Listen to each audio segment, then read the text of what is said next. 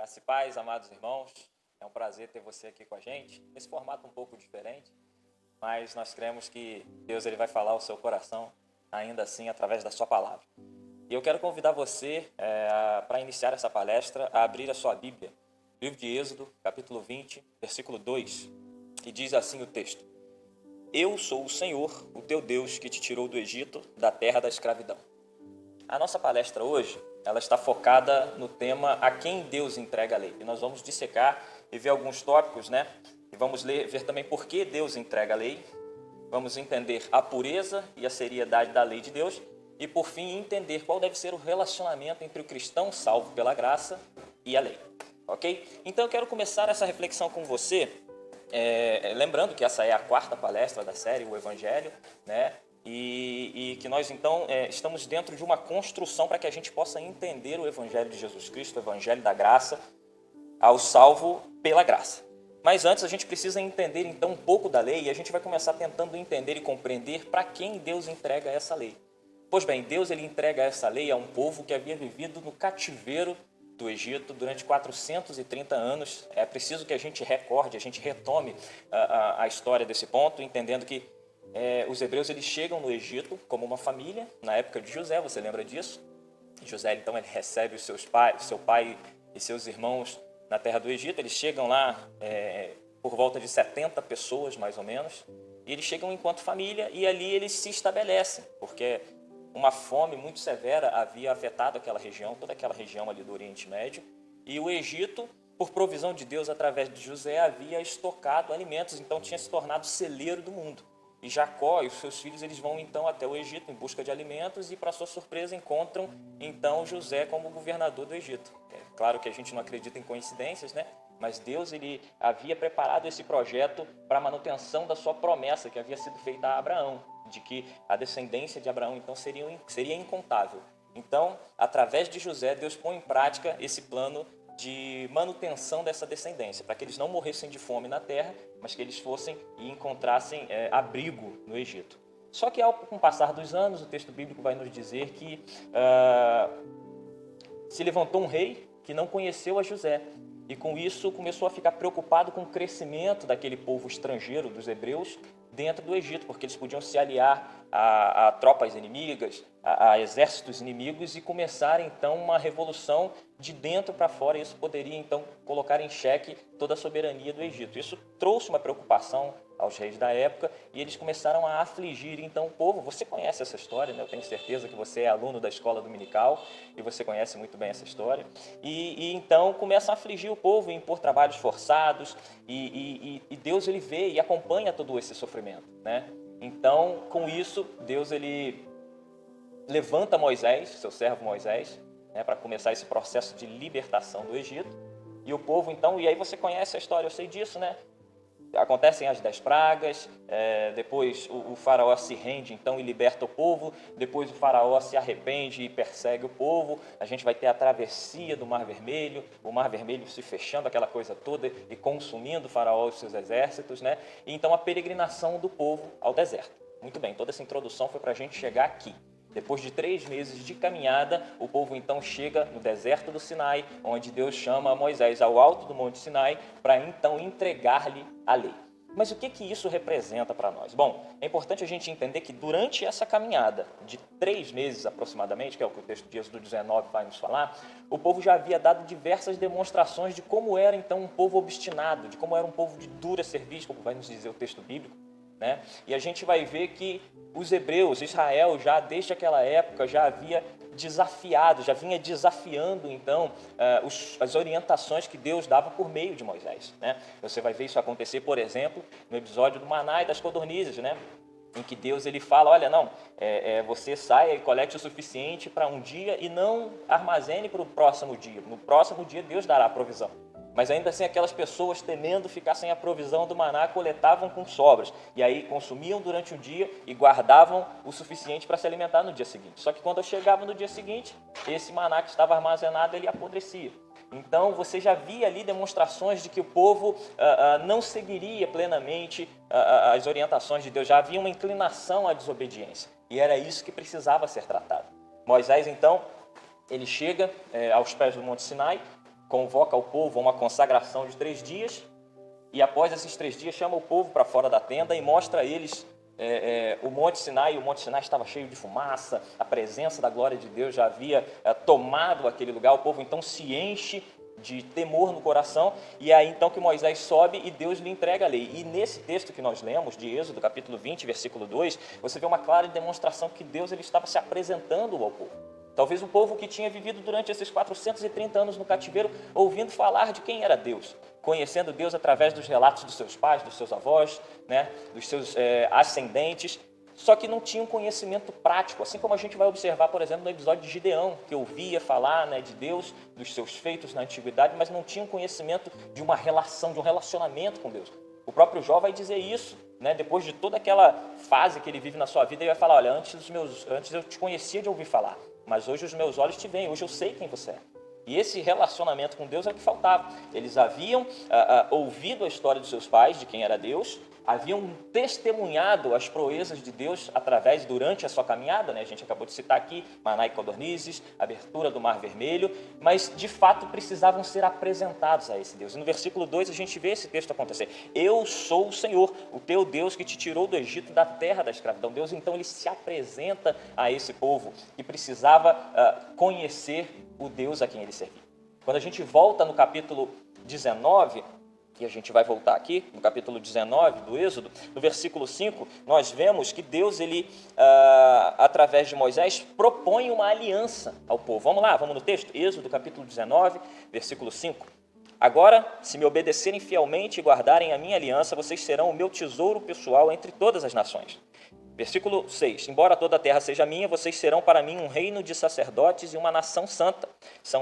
Essas são as palavras que você dirá aos israelitas. Lembrando que Deus estava falando com Moisés. Então Deus ele propõe essa aliança ao povo, porque qual era e qual continua sendo o objetivo de Deus? Naquela época, Deus ele propôs a Israel que Israel obedecesse as suas direções, as suas ordenanças, de forma que Israel fosse para Deus, então, uma nação santa, um reino de sacerdotes. Então, o que Deus queria, e a gente sabe que o sacerdote ele é o intermediário entre o homem e Deus, então, o que Deus queria através dessa proposta, né, feita, e essa proposta você vai ler na sequência do texto, que Israel aceita de bom grado, seus líderes aceitam essa proposta e dizem que então vão obedecer aos mandamentos do Senhor. O propósito de Deus era que Israel fosse uma nação representante dele nessa terra, para que as demais nações então pudessem ver o Deus bom a quem Israel servia através de Israel.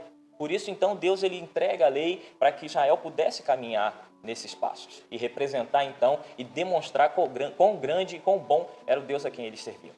Acontece que não é segredo para você e nem para mim que Israel falhou por diversas vezes nessas tentativas. E o que aconteceu foi que, se você abrir a sua Bíblia em 1 Pedro, na primeira carta do apóstolo Pedro, capítulo 2, versículo 9, você vai ver essas mesmas palavras, né? Só que agora direcionadas não mais a uma nação, e sim a um povo, ao povo de Deus, a igreja do Senhor, aqueles que foram chamados das trevas para a sua maravilhosa luz. Então eu e você, nós temos ainda essa incumbência de cumprir esse plano de Deus para a vida da humanidade, de representá-lo aqui, de ser uma nação santa, um reino de sacerdotes que manifestam e que anunciam as virtudes do reino daquele que nos chamou das trevas para a sua maravilhosa luz. Esse é o propósito de Deus para com os seus representantes, para com a sua igreja. E por isso era tão importante que Israel obedecesse a lei de forma a manifestar a grandeza, a bondade e a santidade do Deus a quem ele servia. Então vamos agora ao segundo tópico, porque Deus entrega a lei. Eu quero convidar você a abrir a sua Bíblia aí na carta do apóstolo Paulo aos Gálatas, capítulo 3, versículo 19. Nós vamos ler só o primeiro trecho, porque você sabe que nós estamos aqui fazendo uma construção e o restante desse texto, do versículo 19, ele vai ser abordado em palestras que virão mais à frente. E a gente não quer deixar aqui nenhum spoiler, né? Não quer tomar o espaço dos próximos palestrantes. Então, por isso, a gente vai se ater aqui ao primeiro trecho desse versículo. Você chegou lá? Está comigo? Então, vamos. Qual era o propósito, então, da lei? Foi acrescentada por causa das transgressões. Como nós vimos, Israel, ao longo da sua caminhada no deserto, depois de ter deixado o Egito, Israel já vinha dando demonstrações de que era um povo difícil, de que era um povo inclinado à desobediência, né? Nós vimos isso, e isso não era compatível com o propósito de Deus para Israel, que era de ser uma nação santa, um reino de sacerdotes, ou seja, aqueles que iriam apresentar Deus ao mundo, aqueles que iriam manifestar a bondade, a glória de Deus ao mundo. Então essa tendência ao pecado, isso não era compatível com o projeto de Deus.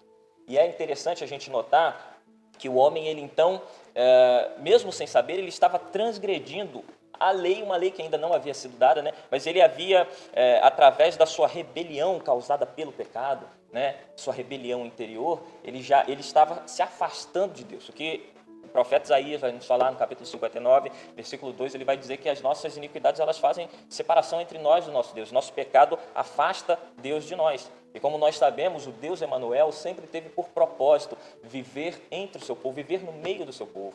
A gente vai resgatar aqui lá no Jardim do Éden, né, que na viração do dia, Deus ele ia conversar, ele ia se relacionar com Adão, perguntar como estavam as coisas, ter aquela conversa, aumentar, sabe, a intimidade, aproximar o relacionamento. Esse sempre foi o propósito de Deus com o homem. Só que o pecado ele veio para justamente trazer a ruptura dessa conexão. Porque o nosso pecado ele nos afasta, o pecado do homem ele afasta o homem de Deus. É isso que o profeta Isaías vai dizer no capítulo 59. Então, o homem já vinha dando demonstrações, só que ele não sabia a gravidade do problema. E é isso que a lei vem trazer, vem mostrar a gravidade do problema, vem ressaltar essa transgressão, ela vem traduzir essas ofensas a Deus, que afasta Deus o homem de Deus, né? Melhor dizendo. Ele vem traduzir essas ofensas em transgressões, de forma que o homem fosse capaz de compreender a gravidade daquilo que ele estava fazendo, a gravidade do pecado. Então, a lei ela vem com essa missão, né? O apóstolo Tiago ele vai expor para a gente lá no capítulo 1, versículos 14 e 15, o seguinte: cada um, porém, é tentado pelo seu próprio mau desejo, sendo por ele arrastado e seduzido. Então, esse desejo, tendo concebido, dá à luz o pecado, e o pecado, após ser consumado, gera morte. Nós vamos ver mais para frente qual é a real função da lei. Nesse momento, nós estamos entendendo apenas por que Deus entrega a lei. Eu posso até te dar uma pincelada, né? Nós vamos ver que, na verdade, a lei ela foi entregue para revelar a santidade de Deus, ela foi entregue para dar ao homem a plena consciência do pecado. O apóstolo Paulo vai discorrer muito bem sobre isso na carta aos Romanos. E, em terceiro lugar, para conduzir o homem a Cristo. Só que se você ficou curioso para saber um pouquinho mais sobre cada uma dessas funções da lei, eu te convido a continuar acompanhando essas palestras. Por ora, nós vamos agora tratar da pureza e da seriedade da lei de Deus. Romanos capítulo 7, versículos 12 e 14. Diz assim: de fato, a lei é santa, o mandamento é santo, justo e bom. Sabemos que a lei é espiritual. E aí o apóstolo Paulo faz então, né, essa confissão que todos nós precisamos fazer. Eu, contudo, não o sou, pois fui vendido como escravo ao pecado. Se você tem acompanhado a sequência de palestras, na palestra anterior o pastor Genilson ele falou muito bem sobre isso, sobre a insuficiência do homem. Se você ainda não entendeu a insuficiência do homem, e porque o homem ele é insuficiente, ele é por si só, pela sua própria natureza, incapaz de agradar e de satisfazer as justas exigências de Deus para com o homem, eu te convido a assistir a palestra anterior, a palestra de número 3, a insuficiência do homem, que vai te esclarecer muita coisa. Mas como nós vimos, o homem ele não era capaz disso. Ele não era capaz, e essa incapacidade do homem de ser justo, de ser bom, não torna a lei má. E essa era uma preocupação do apóstolo Paulo, de explicar, olha, não é porque a lei não foi capaz de produzir vida que a lei se torna má.